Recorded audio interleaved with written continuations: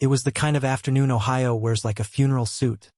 Gray, cold, wet without effort. A fine mist hung over the cemetery lawn, soaking into jackets, dripping from the curved black ribs of umbrellas. The dead man in the box was Megan's uncle, but the grief wasn't mine to carry. I stood there because I was expected to, because that's what husbands do. They show up. They stand behind the ones who forget what it cost them to be there in the first place. I had one hand in my coat pocket, the other at the small of Megan's back. A gesture of comfort, or at least appearance. Her spine was straight, rigid under my palm. Her lips pressed together in a line. Not grief, composure. The kind of calm that knows how to wait out discomfort. She'd worn that same expression the night we first brought her father to the emergency room. And the morning we signed the second mortgage. The minister was winding down. Something about release. Something about peace. People around us murmured soft condolences, their voices quiet with ceremony, not compassion. I caught sight of Tom Harper, Megan's stepfather, standing off to one side near the headstone. His coat looked expensive. Older cut, wool camel. He held a black umbrella in his right hand, the other resting on the cane he didn't really need, but used when it suited him. He wasn't crying. He made his way toward us slowly. I expected a nod. Maybe a few words, perfunctory and empty. Instead, he leaned in close, too close, and said it like a man paying a debt he was long tired of carrying. You were just the one paying. 7 words. No drama. No anger. Just the soft finality of truth. I stared ahead, not turning to face him. Megan didn't flinch. She didn't shake her head or whisper, "Tom, stop." She didn't disagree. She nodded.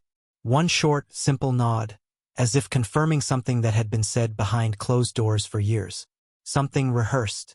Final. I didn't reply. There was no reply. Not because I didn't have words, but because I understood the value of silence when someone finally shows you who they are. And when the people closest to you show you they were listening the whole time, just waiting for the moment to admit it. The rest of the service passed like fog.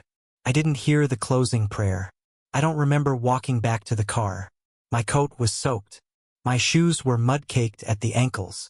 The cold had made a home in my knuckles. But I didn't feel any of it, because something deeper had shifted, something that would not unshift. I started the car, turned left instead of right, and drove out of the parking lot without a word to Megan. She didn't try to call. She wouldn't, not yet. She was smart enough to know that truth, once spoken, doesn't get put back in its box. I passed the city line by reflex, the traffic lights bleeding into one long corridor of sameness. Columbus opened up in gray concrete and blue signage. I pulled into the parking structure 2 blocks from Broad Street, near the branch office I'd used for years. I left the car running for a second before *ling the engine, just to feel the hum of something still obeying me. Inside the bank, the warmth hit too hard. A woman at the front desk greeted me with the soft tone reserved for wealthy clients or grieving ones. I didn't correct her. I asked for someone from private client services. She offered me water. I declined. My name was still on everything. They verified it with the same reverence they used when they first asked me to co-sign years ago. Back then, Tom's construction firm had hit a slump. Materials mispriced, permits delayed, something about a zoning lawsuit. I had stepped in like family does. Just until we get past this bottleneck, he'd said. You're a lifesaver, son. I wasn't his son, of course. That was always understood, even when he called me that. The banker brought the papers. She had a voice like an NPR host. Measured, pleasant, trained. She wore the expression of someone accustomed to moving large sums for people who made them accidentally. She slid the stack across the table with manicured fingers and a pen shaped like it cost more than my car key. At 2:40 p.m. I signed the order canceling the financial guarantee and revoking access to the unsecured credit line totaling $3.6 million. All of it tied to my name, my liability, my ruin if they had wanted it. I signed without emotion. I signed the way men sign the final page of divorce papers. Not because it hurts, but because it has to be done. Identity verification, countersignature, notarization, done. I asked for copies. She smiled and nodded, already preparing the printouts. Outside her office, 2 junior bankers were pacing now, whispering in the hall. One glanced through the glass at me, then looked away quickly. I wondered how long it would take for the ripple to reach Tom. Not long, I suspected. It was funny how something could feel like an earthquake to them and nothing but a breath to me. I thought about Megan again, standing in the rain with her lips pressed shut. I wondered how long she had been waiting for someone else to say it aloud. That I was just the one paying. That the family had been bought, not built. And that once the checks stopped, the truth would settle over everything like dust on furniture left too long untouched. And that's when it landed. I had never been part of this family. Not really. I was a necessary condition, a functional add-on, a predictable variable in a very controlled experiment. It wasn't about love. It had never been about love. It was about coverage. Who would cover the shortfall when Tom's bid came up thin? Who would pay the premiums when Megan's policy ballooned after the accident? Who would front the costs of school trips, down payments, overdue dental work, weddings, sudden layoffs, silent gaps in employment no one talked about? It had been me. Always me. Quietly, without ceremony. I had poured myself into the cracks they didn't want to admit were there. And they had taken it like water takes to a drain, without resistance, without thanks, without pause. Until the day they felt strong enough to say it out loud. You were just the one paying. The printer behind the glass started up with a hum. A low sound, mechanical and comforting. I sat back in the leather chair and looked at the city through the double-glazed window. The cars moved. The people moved.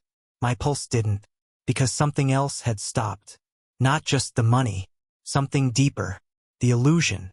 I used to believe sacrifice earned you something. That if you kept your head down, paid your dues, showed up when no one else did, the world would eventually hand you a receipt. Not a parade. Just a nod. A whispered thank you. Some proof that what you gave wasn't invisible. But that's the lie men like me build their lives around. I wasn't raised to expect applause.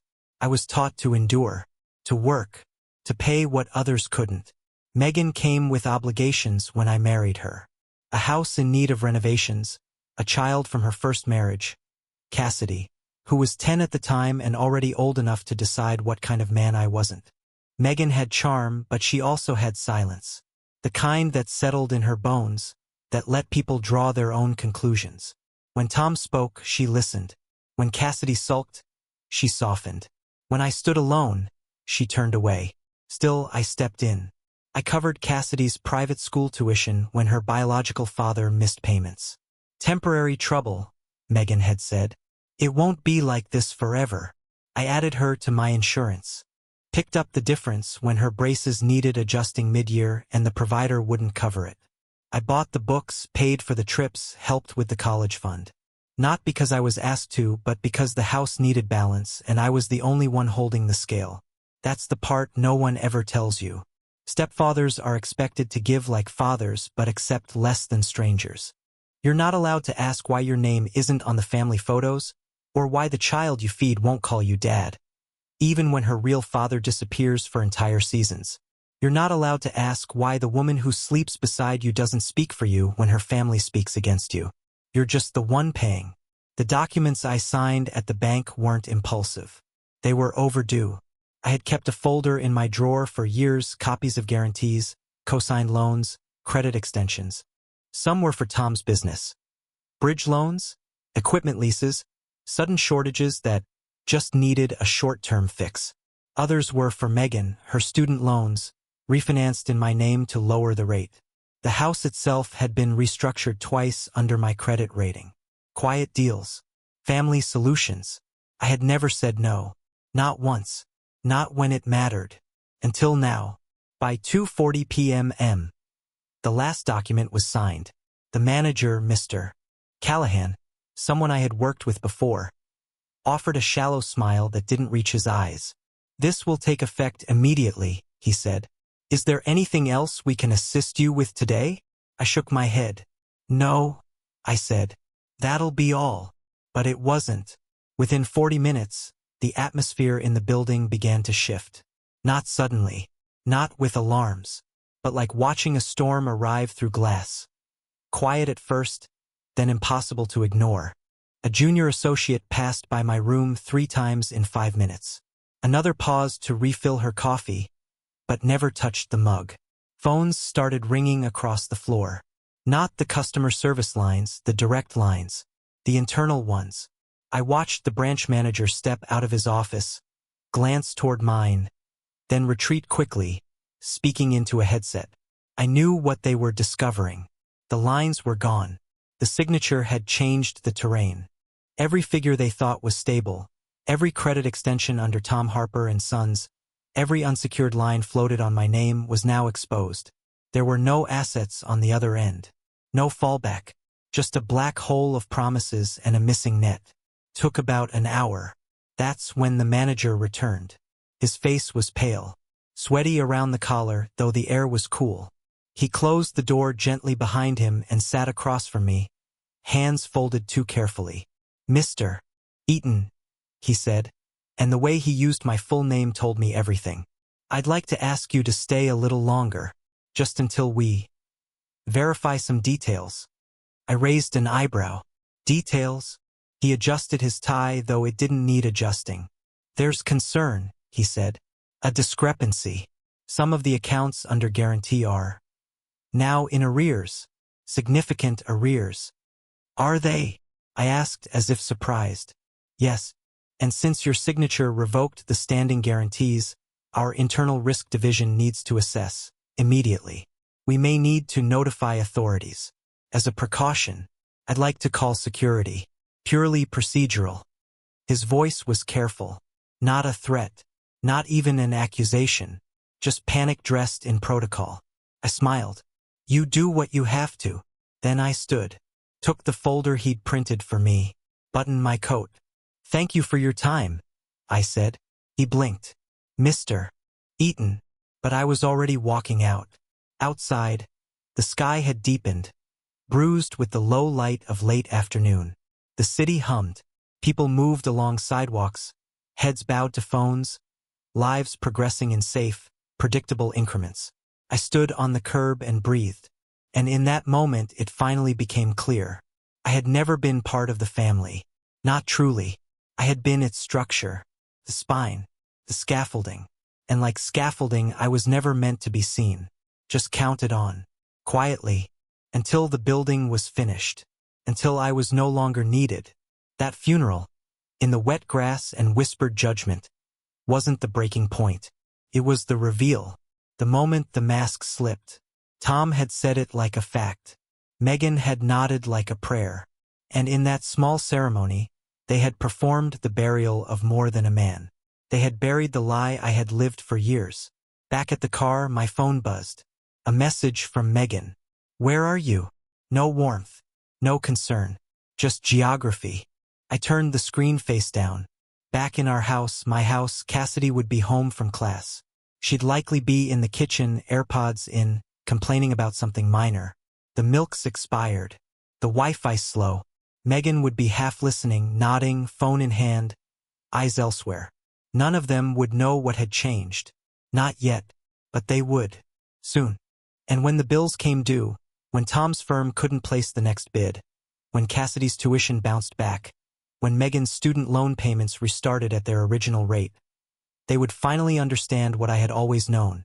Respect is the currency. And I had been spending without receipt for too long. It didn't take long.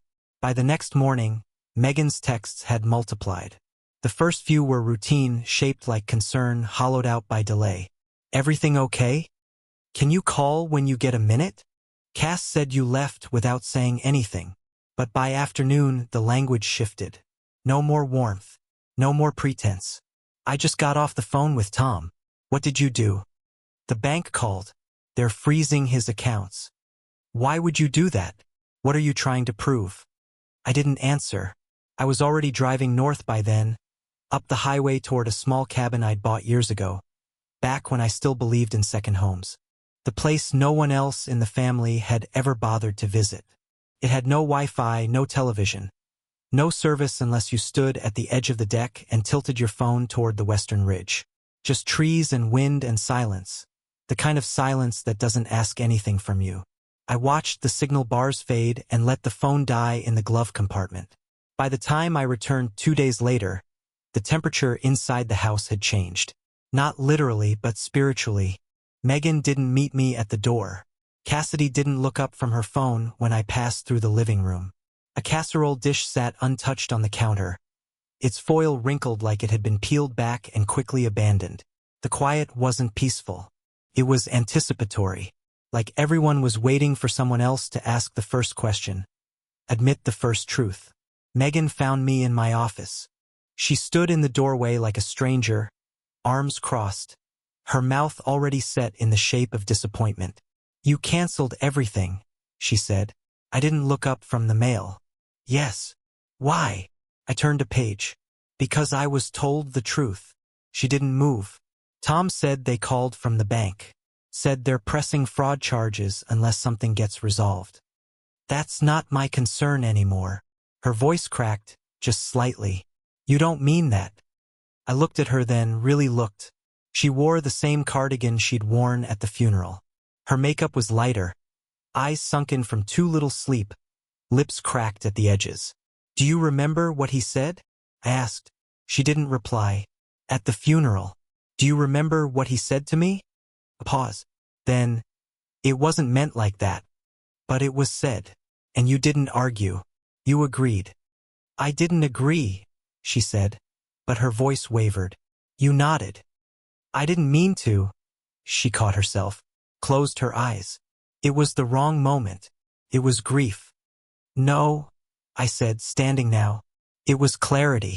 You and Tom finally said what you'd been thinking for years. That I was just the one paying. That I was never part of the real family. Just the man at the counter, handing over the card." She looked at me, her voice low now. "You've gone too far. Not far enough." That night, I sat alone at the kitchen table. Cassidy came and went like a ghost, never meeting my eyes. Megan busied herself with chores that didn't need doing. Refolding towels, wiping countertops already clean. No one spoke of what was unraveling. But I felt it. The phone rang constantly. Megan's. Cassidy's. Tom's name appeared more than once, the screen lighting up like a warning flare. Megan answered in hushed tones, stepping outside, pacing the porch in tight little circles. I caught fragments through the screen door. "I don't know what he's doing." "Yes, I'll talk to him." "He's not answering anymore." Cassidy, too, grew more erratic. She slammed doors, left dishes in the sink. One morning she exploded when the hot water ran cold, shouting something about this house being unlivable, as if the plumbing had conspired with me. But the real collapse came Thursday. I was reading in the den when Megan burst in, face flushed, phone still clutched in her hand. "The registrar called me directly," she snapped. "Cassidy's tuition is unpaid. They're threatening to drop her enrollment if it isn't settled by Monday." I looked up slowly. "Then I suggest you speak to her father." Her mouth opened, then closed, then opened again. "You always paid it. Because I was always lied to. That's not fair." I stood, walked past her. "Neither was the last 10 years. She followed me down the hall. "You're punishing Cassidy for something she didn't do." I stopped, turned. "She did plenty.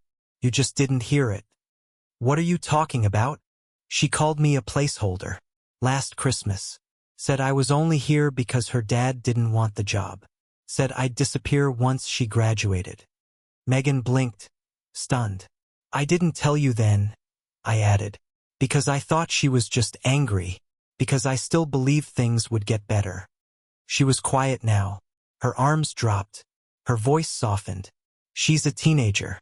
She didn't mean it." I nodded. "Just like Tom didn't mean it. And you didn't mean your silence.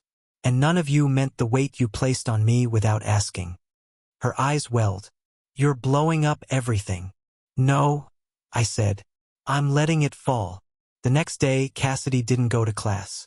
She paced the house like a storm cloud, calling friends, muttering about stupid deadlines and unfair systems. Megan tried to console her. I watched from the hallway as she wrapped an arm around her daughter, and whispered promises I knew she couldn't keep. By the weekend, the mail brought thicker envelopes. Notices. Warnings. The loan tied to Tom's company had already defaulted. His partner had pulled out. Equipment leases were being repossessed.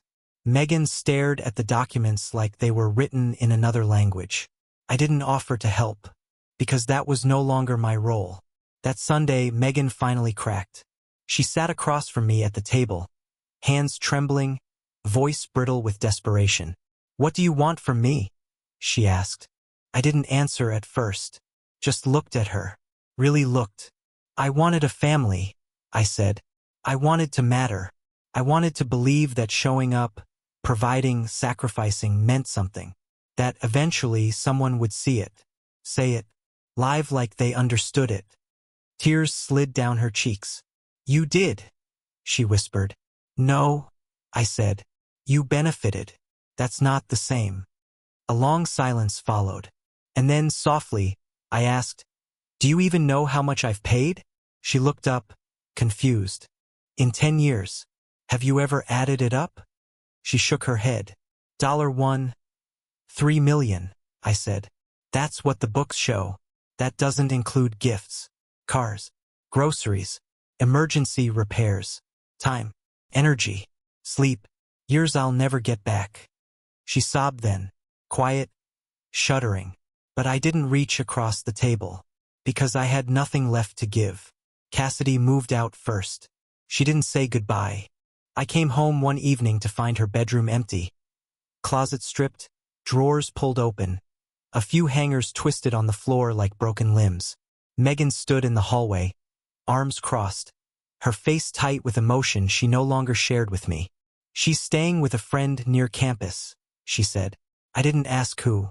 I didn't ask how long. I just nodded and walked past. My shoes crunching on the salt tracked in from the porch. The house felt wider after that. Quieter but not peaceful. The silence was tense, like the air before a verdict. Megan barely spoke. When she did, it was in short sentences, functional statements. "We need more coffee. The water heater's acting up again. Did you pay the electricity this month?" She knew the answer to that last one, but asked anyway, out of habit or hope. But the new truth held. I no longer paid for anything I didn't owe. Megan's student loans, restructured under my name, had reverted to their original terms. The new monthly rate was double what it had been. She started selling her jewelry quietly. First the bracelets, then the earrings. The ring I gave her stayed, but I noticed she no longer wore it. Tom's business collapsed 2 weeks later. The trucks were reclaimed. The office shuttered. A small piece ran in the local business column. Longtime builder Harper and Sons files for insolvency. I clipped it not for memory, but for proof. A reminder that structures fall when the foundation is borrowed. The calls stopped eventually. Tom had left a half-dozen voicemails in the early days. Some pleading, some threatening. One had come in the middle of the night, slurred with whiskey and rage. "I made you, you little bastard," he said. "You think any of them gave a damn about you? You were just a line of credit with a heartbeat." He was right. He just didn't mean to be. I kept that message, too. Sometimes I play it back in my head without needing the phone. It reminds me that people tell the truth when they believe you can't hurt them anymore. Megan tried one last time. She sat across from me in the living room, her hands folded in her lap like a penitent child. The house was dim. The power had stayed on, but the warmth had long since left. "I miss what we had," she said. I looked at her. "We didn't have anything. I had responsibility. You had comfort." She swallowed. "That's not true." "It is. You knew what Tom thought of me. You knew how Cassidy spoke to me when you weren't around. You knew I was the only one covering the difference, and you let me." Tears welled, but I didn't move. I didn't reach for her. "You never defended me," I said. "Not once. Even when I was paying for the silence." "What do you want me to say?" she whispered. "That you saw it," I said. "That you knew." She said nothing, and that silence said everything. That night I packed a single bag. Not out of rage, not even grief. Just clarity. I left the rest, the mortgage, the keys, the furniture. It had never been mine. Not really. I was just the man who filled the gaps until they could stand on their own. And now they could fall without me. I moved into the cabin. The one no one ever wanted to visit. The one Megan had once called too remote. And Cassidy had dubbed your sad little man cave. I made it livable. Fixed the water line.